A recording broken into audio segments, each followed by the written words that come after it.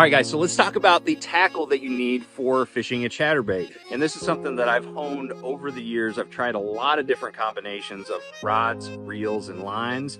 And this right here works perfect. 本期视频特别推荐3700、3600 jig 盒，可以完美保护你的 jig， 欢迎大家进店选购。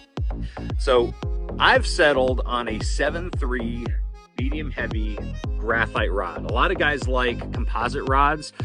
If they use the same rods that they use for crankbaits. I don't like composite rods. They're a little bit too parabolic, a little bit slower action, and overall I feel like I lose sensitivity in my ability to lead big fish away from cover.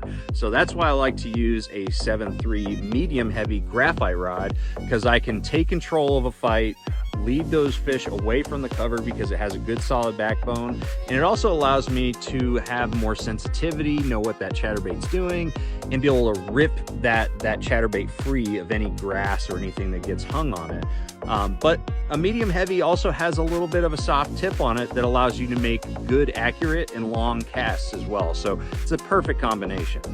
As far as the reel that I like to use bait casting gear, and I like something in the middle of the road gear ratio range. So something like 7:2 is what I like to use. Something in the 5 or 6 gear ratio range seems to be a little slow, doesn't allow me to catch up with those fish when they strike it from behind, which is very common with a chatterbait bite. And a faster gear ratio, like an 8.1:1, I find myself forcing myself to slow down the retrieve all the time. So I like something right in the middle. And as far as the line that I spool on there, it's 100% fluorocarbon 100% of the time. I like 17 or 20 pound tests for most of my chatterbait fishing of shallow. But if I'm fishing deeper, you want something that has a smaller diameter. So 12 or 15 pound seems to be perfect for that. But you don't have to go light with your tackle. Chatterbaits are all about power fishing and catching big bass. All right, so for this next tip, let's talk about fishing a chatterbait around grass. It's one of the best reaction baits of all time for fishing around submergent grass, such as hydrilla or milfoil like we have on this flat here. And the reason why it's so good is because it can shake itself free of that grass, and it just does not foul that much. But a lot of people even still like to avoid getting their bait in the grass, which is a mistake.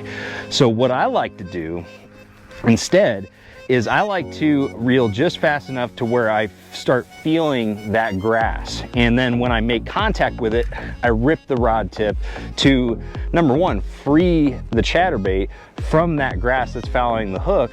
But number two, because it creates a erratic hunting action that triggers way more strikes.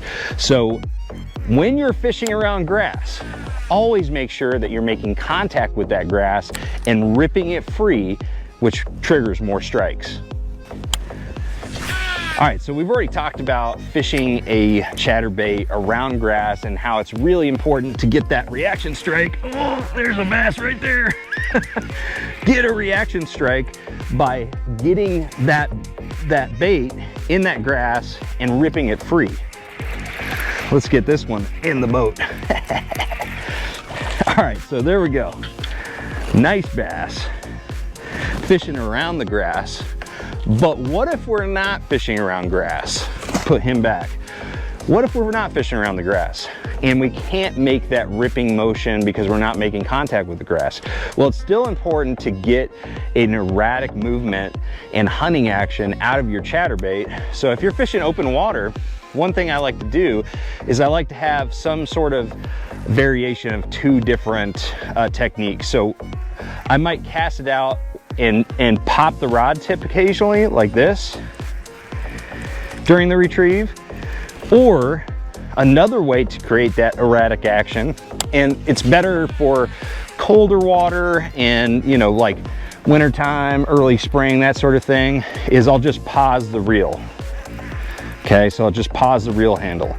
And that's a less aggressive way to get an erratic action, but it's still a great way to get a reaction strike out of a bass that normally wouldn't eat that bait on just a straight retrieve. All right, so the next tip I got to give you guys is to burn your chatterbait. There are times where none of the other techniques we talked about, you know, yo-yoing or you know, the popping retrieve or the stop and go retrieve, none of those work as good as a good old straight burning retrieve. So where you cast it out and you just reel it really quick. And one thing that you'll notice right away is that the hunting action that is naturally in a lot of these chatterbaits is accentuated by the additional speed that you're retrieving that bait. It just tends to go side to side more. And that's one of the reasons why it is very effective. Another reason is that, you know, it's just coming by those fish so quick, they have to make a split-second decision. So when you're not getting bites with any other retrieve, try burning it, and that might just do it. All right, so the next tip I have for you guys is to stay in tune with what your chatterbait is doing, which the great thing about chatterbaits is the fact that it's not hard to know when it's actually running right or not, because the chatterbait has such an aggressive vibration to it that if it's not vibrating, you know something's up. And a lot of times if you're reeling along and it's vibrating fine, then all of a sudden, you know, it kind of just feels a little bit duller. A lot of times that just means that you have a little bit of grass or some type of snag on there that you've got to, you know, rip free, you know, free it from that snag. And a lot of times they'll just shake it right off. Another situation that you'll face with a chatterbait is when a fish hits a chatterbait, it'll come up behind it and push slack into that line, and it'll feel like you're reeling along and then all of a sudden you lose complete connection with that chatterbait. There's no weight there at all. In that situation, you've got to start reeling real quick and then lean into that fish to set the hook. So it really pays to stay in tune with your chatterbait. All right guys, so I know I said 9 tips, but I got a bonus for you. So this is number 10. This has to do with choosing a good quality chatterbait. One of the best qualities of a chatterbait like the Jackhammer or the new Chatterbait Elite Evo is the fact that when you cast it out there for the very first time and you turn that reel handle, that blade starts going, it starts vibrating. And there's a lot of chatterbaits out there or imitations that just don't do that. You have to pop your rod tip or reel real fast to get them to go.